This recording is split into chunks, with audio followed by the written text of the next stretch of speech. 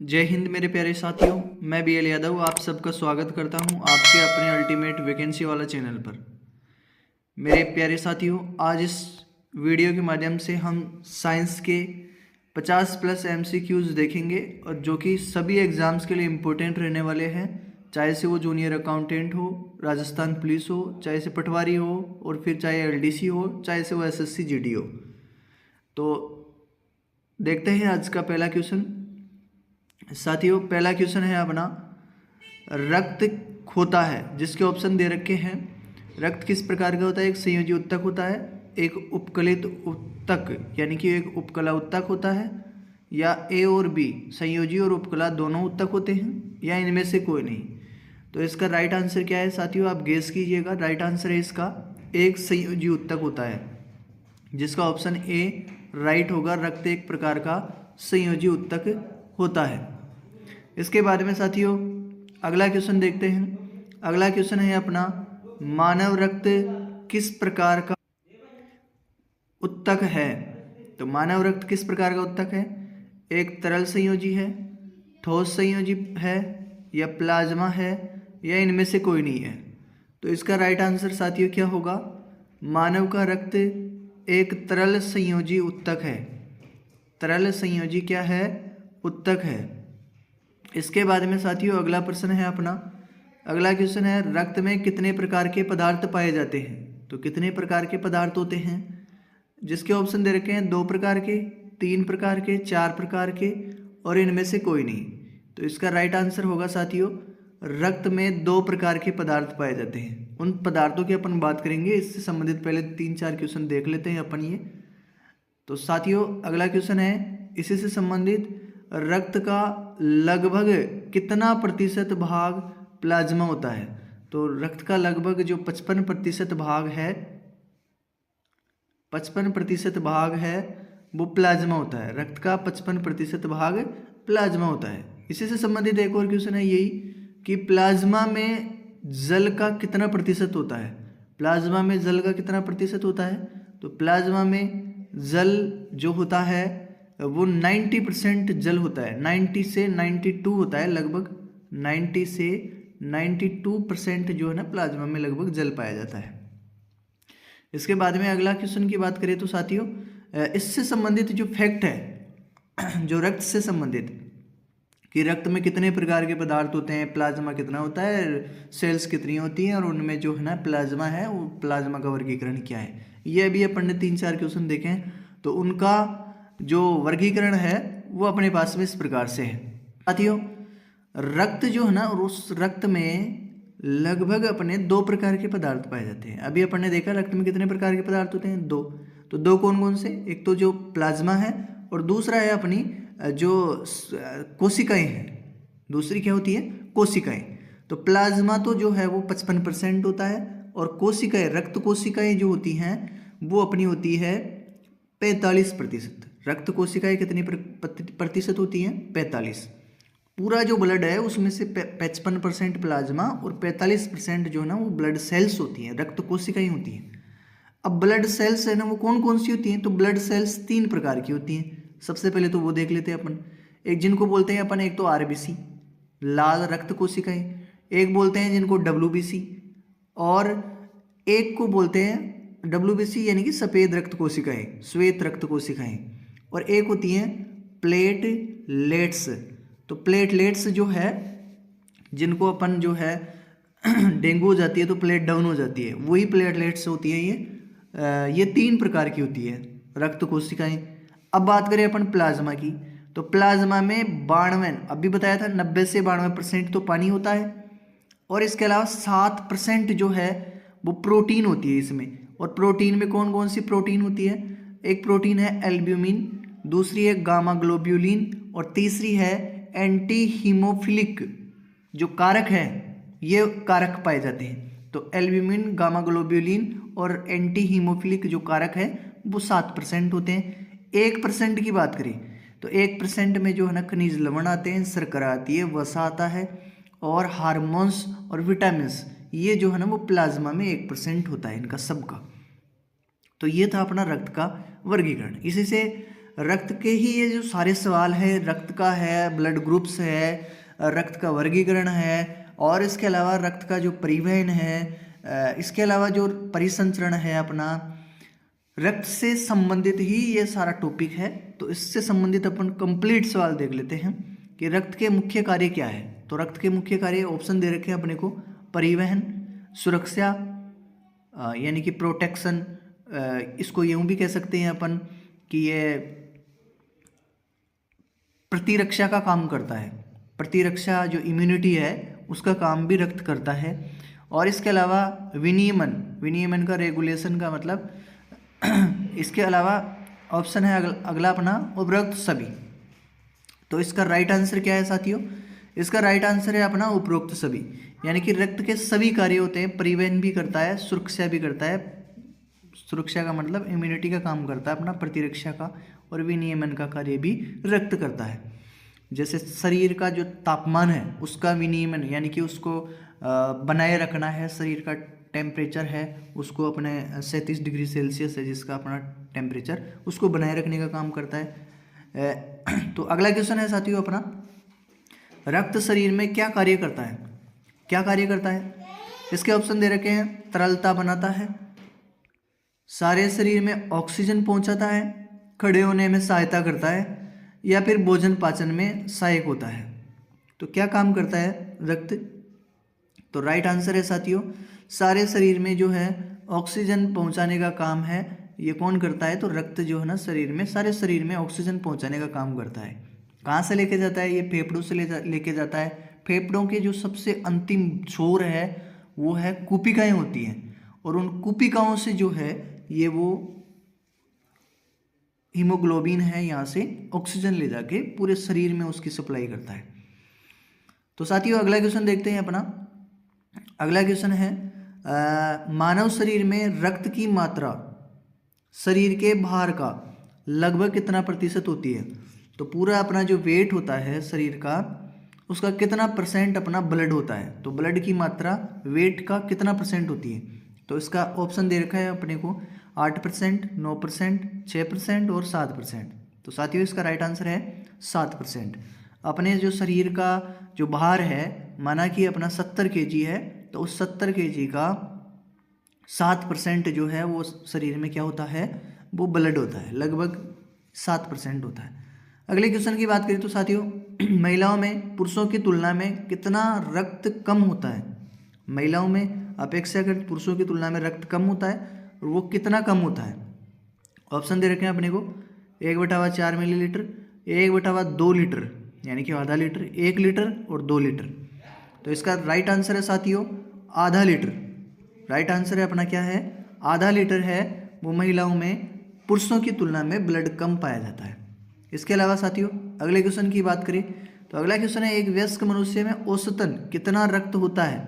वयस्क मनुष्य में जो रक्त है वो लगभग कितना होता है? ऑप्शन दे रखे हैं 2 से 3 लीटर, 3 से 4 लीटर, 4 से 5 लीटर और 5 से 6 लीटर।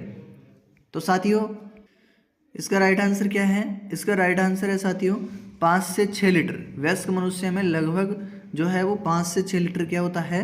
वो ब्लड होता है। अगले क्वेश्चन की बात करें तो रक्त समूह ब्लड ग्रुप जो है उसकी खोज किसने की थी? ब्लड ग्रुप सबसे पहले तो ये देख लेते हैं कितने प्रकार के होते हैं। तो ब्लड ग्रुप जो है वो 4 प्रकार के होते हैं। 4 प्रकार के कौन कौन से होते हैं? तो साथियों 4 प्रकार के हैं, blood group A, blood group B, blood group A B और ब्लड ग्रुप ओ। इनमें भी A positive, A negative, B positive, B negative, A B positive और ए बी नेगेटिव और ओ पॉजिटिव और ओ नेगेटिव प्रकार के blood group पाए जाते हैं। इनकी खोज किसने की थी? तो इनकी खोज ऑप्शन दे रखे हैं Alexander Fleming, William Harvey, Karl Landsteiner, Pavlov. तो इसका राइट आंसर क्या है साथियों? इसका राइट आंसर है अपना कार्ल लैंडस्टीनर। कार्ल लैंडस्टीनर ने जो है ना वो ब्लड ग्रुप की खोज की थी। किसमें की थी? मकाका रिसस नामक तो कार्ल लैंडस्टीनर ने ब्लड ग्रुप की खोज की थी। इसके बारे में साथियों अगले क्वेश्चन की बात करें तो अगला क्वेश्चन है, मानव रक्तदान के लिए कौन सा रक्त समूह सार्वत्रिक दाता है, यूनिवर्सल डोनर? वो कौन सा रक्त होता है जो कि रक्त डोनेट करने के लिए? ऑप्शन दे रखे हैं बी पॉजिटिव, ओ समूह यानी कि O blood group, A B समूह या ए पॉजिटिव ब्लड समूह है।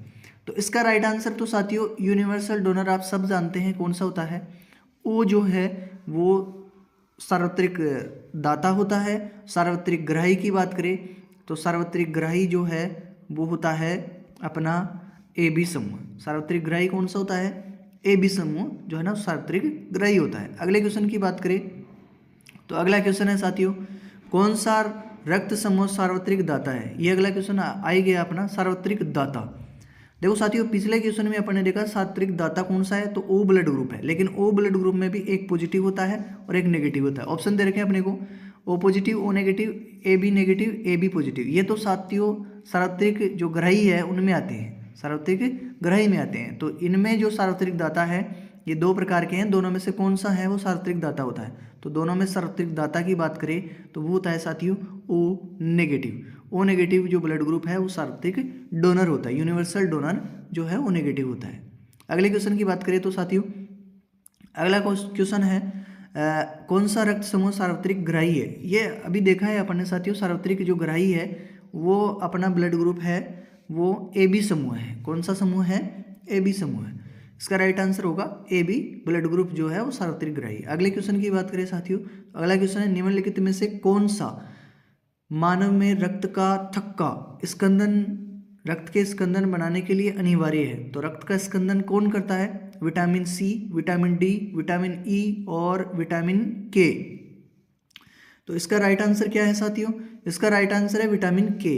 विटामिन के है वो ब्लड का स्कंदन करता है, उसका थक्का बनाता है। रक्त का क्या बनाता है, थक्का बनाता है, यानी कि ब्लड बहने से जो बंद होता है वो किसके कारण से होता है, वो ब्लड बहने से बंद होता है स्कंदन के कारण से, वो थक्का बन जाता है, ब्लड बहना बंद हो जाता है।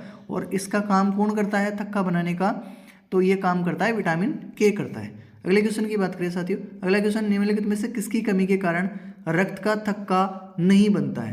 देखो साथियों पिछला क्वेश्चन था थक्का किसके कारण बनता है, और ये है किसके कारण नहीं जमता है। तो किसके कारण नहीं जमता है, ऑप्शन दे रखे हैं विटामिन सी, विटामिन के, विटामिन ई और विटामिन B12। यदि अपना जो कमी हो जाएगी, किसकी कमी हो जाएगी, विटामिन के की कमी हो जाएगी, तो फिर ब्लड का थक्का नहीं बनेगा, खून बहने से नहीं रुकेगा। अगले क्वेश्चन की बात करें साथियों, तो अगला क्वेश्चन है अपना किसकी मौजूदगी के कारण शरीर के भीतर रक्त जमता है। रक्त किसके कारण से जमता है, ये कुछ फैक्टर दे रखे हैं साथियों जिनमें फाइब्रिन है, प्लाज्मा है, हीमोग्लोबिन है और हेपेरिन है। तो एक ऐसी प्रोटीन है जिसके कारण से शरीर में रक्त जमता नहीं है। शरीर में जो अपनी नलिकाएं हैं, धमनियां हैं, सिराएं हैं, उनमें ब्लड जो है रेगुलर बहता रहता है। वो किसके कारण से बहता रहता है, वरना उनमें जम सकता है। तो वो एक प्रोटीन है अपनी, और प्रोटीन कौन सी है, हेपेरिन या हिपेरिन। ये प्रोटीन जो है वो शरीर के अंदर धमनियों और सिराओं के अंदर, शरीर के अंदर जो ब्लड है अपना उसको बहने से उसको लगातार बहाता रहता है, उसको जमने से रोकता है। तो राइट आंसर है साथियों हिपेरिन। अगले क्वेश्चन की बात करें अपन, तो अगला क्वेश्चन है निम्नलिखित में से कौन सा एंजाइम रक्त का थक्का बनाने के लिए आवश्यक है। कौन सा एंजाइम, यहाँ पर किसकी बात हो रही है साथियों, यहाँ पर बात हो रही है एंजाइम की। कि पीछे देखा था अपन ने प्रोटीन तो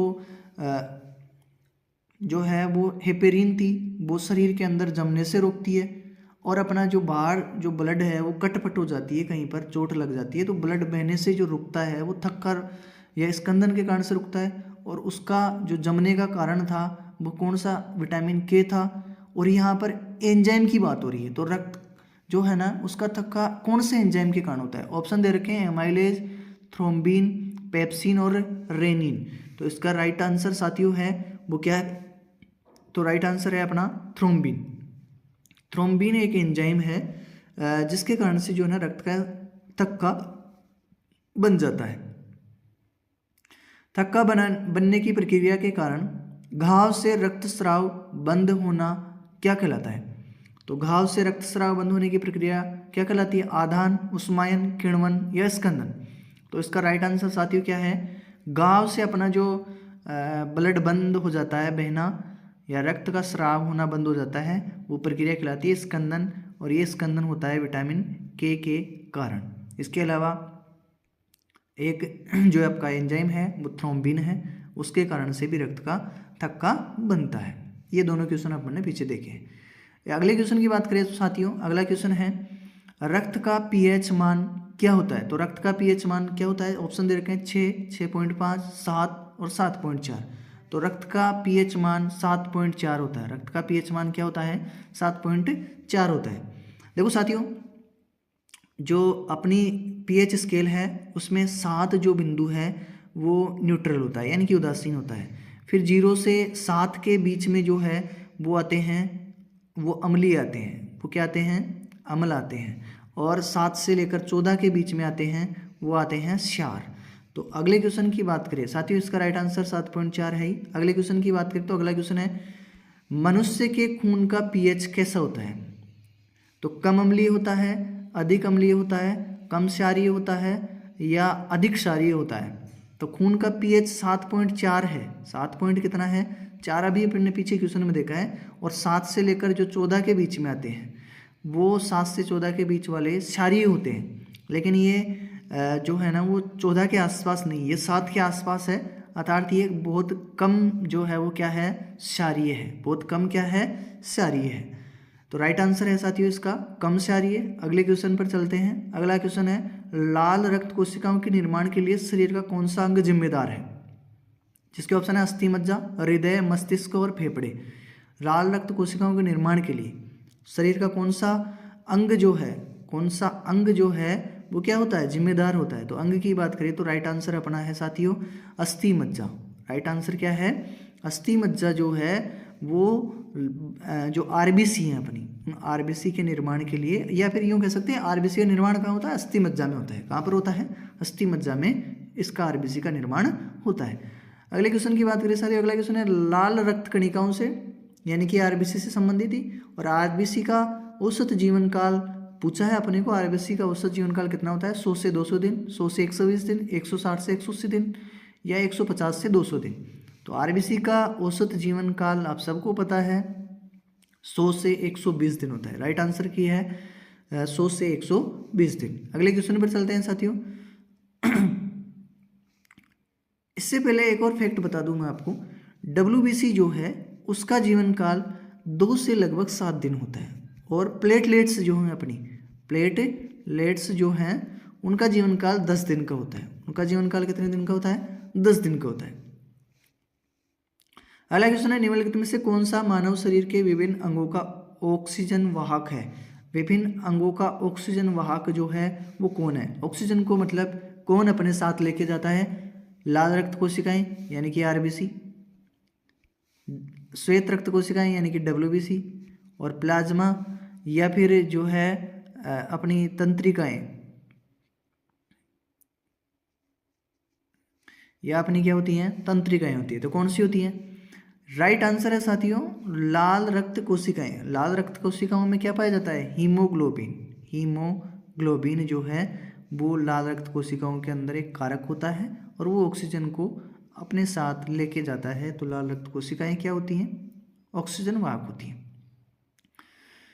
नेक्स्ट क्वेश्चन है साथियों, लाल रक्त कोशिकाओं या कणिकाओं आरबीसी का रंग निम्नलिखित में से किसकी उपस्थिति के कारण से लाल होता है? लाल किसके कारण से होता है? तो ऑप्शन दे रखे हैं साइटोक्रोम, क्लोरोफिल, हीमोसाइनिन, हीमोग्लोबिन। तो राइट आंसर है साथियों आपका लाल रक्त कणिकाओं का जो लाल रंग होता है वो भी हीमोग्लोबिन के कारण से होता है यार। और हीमोग्लोबिन जो है वही जो है वो ऑक्सीजन का क्या होता है? वाहक भी होता है। अगले क्वेश्चन की बात करें तो साथियों अगला क्वेश्चन है, निम्नलिखित में से कौन सा हीमोग्लोबिन का एक प्राथमिक कार्य है? हीमोग्लोबिन क्या कार्य करता है? क्या कार्य करता है? ऊर्जा का उपयोग करना, रक्ताल्पता से रोकना, बैक्टीरिया का विनाश करना या ऑक्सीजन का वहन करना। तो अभी देखा है साथियों आपने, राइट आंसर ऑक्सीजन को जो अपने साथ ले जाता है हीमोग्लोबिन लेके जाता है। बार बार मैं बोल रहा हूँ, तो राइट आंसर है अपना ऑक्सीजन का वहन करना, ये हीमोग्लोबिन का कार्य होता है। अगले क्वेश्चन की बात करें, अगला क्वेश्चन है हीमोग्लोबिन है क्या? अभी अपन ने देखा हीमोग्लोबिन के कार्य क्या हैं, किसको लेके जाता है, क्या नहीं है। तो प्रोटीन है कि कार्बोहाइड्रेट है या वसा है या विटामिन है? तो हीमोग्लोबिन एक प्रकार की क्या होती है? प्रोटीन होती है। हीमोग्लोबिन एक प्रकार की प्रोटीन होती है। राइट आंसर अपना है साथियों हीमोग्लोबिन एक प्रकार की प्रोटीन है। अगले क्वेश्चन की बात करें, अगला क्वेश्चन है डब्ल्यूबीसी का मुख्य कार्य क्या है? डब्ल्यूबीसी का जो मेन काम है वो क्या होता है? डब्ल्यूबीसी जो है वो ऑक्सीजन को पहुंचाती है? नहीं, ऑक्सीजन को पहुंचाने का काम तो अभी देखा था अपन ने क्वेश्चन आरबीसी, और आरबीसी में भी हीमोग्लोबिन जो है वो ऑक्सीजन का वहन करने का काम करता है, तो ये तो नहीं है। संक्रमण से लड़ने का काम, हाँ संक्रमण से जो लड़ती हैं वो डब्ल्यूबीसी लड़ती हैं। रक्त का थक्के के लिए एक विटामिन था, विटामिन के, और एक प्रोटीन थी, वो थ्रोम्बिन जो प्रोटीन थी वो रक्त का थक्का जमाने का काम करती थी। लाल रंग प्रदान करने का, नहीं, लाल रंग तो हीमोग्लोबिन करता है, लाल रंग तो कौन करता है? हीमोग्लोबिन करता है। तो राइट आंसर है अपना संक्रमण से लड़ना। जो रक्त का डब्ल्यूबीसी का है, डब्ल्यूबीसी है, उसका मुख्य कार्य संक्रमण से लड़ना है। अगले क्वेश्चन की बात करें साथियों, अगला क्वेश्चन है निम्नलिखित में से वे रक्त कणिकाएं कौन सी हैं जो रोगों का प्रतिरोध करने में सहायता करती हैं? रोगों का प्रतिरोध, वही हो गया संक्रमण से लड़ने का काम। कैसे भी घुमा फिरा के क्वेश्चन पूछ सकता है साथियों। रक्त कणिकाएं पूछा है, रोगों का प्रतिरोध पूछा है, संयुक्त रक्त कोशिकाएं, एक केंद्रक रक्त कोशिकाएं, न्यूट्रोफिल्स यानी उदासीन, या लसिका कोशिकाएं। तो राइट आंसर तो साथियों आप सबको पता है, संक्रमण से पिछला क्वेश्चन ही देखा था अपन ने। कौन लड़ती है, कौन सुरक्षा करती है, कौन प्रतिरोध करती है? वही श्वेत कोशिकाएं करती हैं, यानी कि डब्ल्यूबीसी ही करती है। अगले क्वेश्चन की बात करें साथियों, कौन सी धमनी फेफड़ों से हृदय तक ऑक्सीजन युक्त रक्त पहुंचाती है? फेफड़ों से ले जाती है, और कहाँ ले जाती है? हृदय में ले जाती है। और साथ में ही अपन यहाँ से भी क्वेश्चन को पकड़ सकते हैं, ऑक्सीजन युक्त यानी कि जो शुद्ध ब्लड है वो कौन लेके जाती है? तो शुद्ध ब्लड को ले जाने का काम एक ही करती है। ऑप्शन दे रखे महाशिरा, गुर्दे की धमनी, महाधमनी और फुफ्फुसीय धमनी। तो फुफ्फुसीय जो धमनी है वो फेफड़ों से हृदय तक ऑक्सीजन युक्त जो ब्लड है वो लेके जाती है। वैसे सामान्य तौर से जो धमनी है, और दूसरी होती है सिरा। दूसरी क्या होती है? सिरा। धमनी जो है और सिरा जो है, तो इनमें जो है वो ब्लड का प्रवाह होता है। नेक्स्ट क्वेश्चन की बात करें साथियों, नेक्स्ट क्वेश्चन है रक्तचाप मापने के उपकरण का क्या नाम है? रक्तचाप मापने के उपकरण का नाम स्फिग्मोमैनोमीटर है, थर्मामीटर है, ईसीजी है, या स्टेथोस्कोप है? तो इसका राइट आंसर साथियों स्फिग्मोमैनोमीटर। स्फिग्मोमैनोमीटर जो है वो रक्तचाप मापने का एक उपकरण है। अगले क्वेश्चन की बात करें साथियों, अगला क्वेश्चन है मनुष्यों में रक्तचाप सामान्यतः कितना होता है? तो रक्तचाप मनुष्य में 120/90 होता है, 120/80 होता है, 140/90 होता है, या 140/100 होता है? तो साथियों पहले तो इसका राइट आंसर देख लेते हैं। राइट आंसर उसका 120/80। मनुष्य का जो सामान्य बीपी है, सामान्य जो बीपी है, ब्लड प्रेशर है, रक्तचाप जिसको कहते हैं अपन, वो कितना होता है? 120/80 होता है। और इसकी इकाई क्या होती है? तो इसकी इकाई होती है साथियों mmHg। mmHg इसकी क्या होती है? आगे इकाई होती है 120/80 mmHg। इसमें भी साथियों दो प्रकार के होते हैं, एक सिस्टोलिक होता है और इसका दूसरा होता है डायस्टोलिक। डायस्टोलिक। तो साथियों सिस्टोलिक और डायस्टोलिक जो ब्लड प्रेशर है ये ऊपर और नीचे का ब्लड प्रेशर होता है। आगे देखते हैं साथियों अगला क्वेश्चन। अगला क्वेश्चन है मानव शरीर में सबसे बड़ी रक्तवाहिका कौन सी है? तो रक्तवाहिका सबसे बड़ी कौन सी है? आप साथियों गैस खींचिए इसका। ये क्वेश्चन शायद आपने पहली बार देखा होगा। तो राइट आंसर क्या है? ऑप्शन देख लेते हैं पहले तो। एओर्टा, एनाटोमाइसिस, ट्यूनिका इंटीमा, या एट्रियम। सबसे बड़ी रक्तवाहिका जो है वो साथियों एओर्टा होती है। राइट आंसर है एओर्टा। अगला क्वेश्चन देखते हैं साथियों। अगला क्वेश्चन है मनुष्य में शरीर में खून की शुद्धिकरण की प्रक्रिया को क्या कहते हैं? खून शुद्धिकरण की प्रक्रिया को क्या कहते हैं? डायलिसिस कहते हैं, हीमोलिसिस कहते हैं, ओस्मोसिस कहते हैं, पैरालिसिस कहते हैं। तो इसका राइट आंसर क्या है? राइट आंसर खून के शुद्धिकरण को क्या करते हैं अपन? कहाँ पर ले जाते हैं? डॉक्टर ले जाता है, डायलिसिस पर रख देता है, खून शुद्धिकरण करवाता है। तो राइट आंसर है साथियों डायलिसिस। इसके बाद में साथियों अगला क्वेश्चन है अपना रक्त का शुद्धिकरण कहाँ होता है? तो कई साथी मेरे सोच रहे होंगे फेफड़ों में होता है, कई सोच रहे होंगे किडनी में होता है, लेकिन इसका राइट आंसर साथियों क्या है? सभी जगह होता है। फेफड़ों में, यकृत में और किडनी में। लीवर में, किडनी में, फेफड़ों में, तीनों जगह पर जो है वो रक्त का शुद्धिकरण होता है। नेक्स्ट क्वेश्चन देखते हैं साथियों। राइट आंसर तो अपना है ही ये सभी। यदि व्यक्ति को गलत प्रकार का रक्त दे दिया जाए तो निम्न में से क्या होगा?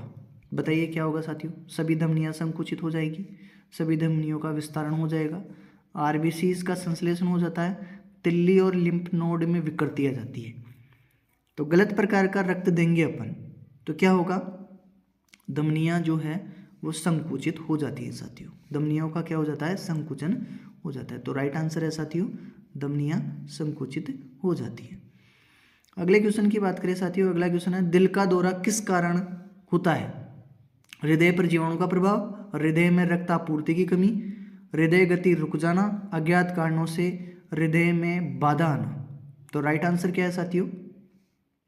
रक्त की जो है ना वो हृदय के अंदर आपूर्ति में कमी आ जाती है। तो राइट आंसर है साथियों, हृदय में रक्त के अंदर रक्त की जो है वो आपूर्ति आ जाती है। आज के लिए इतना ही काफ़ी है साथियों, क्योंकि अब मुझे समय घड़ी जो है उसकी घंटी बज चुकी है, इससे ज़्यादा मुझे इजाज़त नहीं दे रही है। कल फिर मिलेंगे साथियों, एसएससी जीडी वाले, जूनियर अकाउंटेंट वाले, या राजस्थान पुलिस वाले, या रेलवे वाले, जिस भी वैकेंसीज में साइंस आ रही है वो सभी साथी इस सीरीज से लगातार जुड़े रहिए। आपके लिए ये रामबाण साबित होने वाली है। धन्यवाद दोस्तों, जय हिंद साथियों, राम राम सा।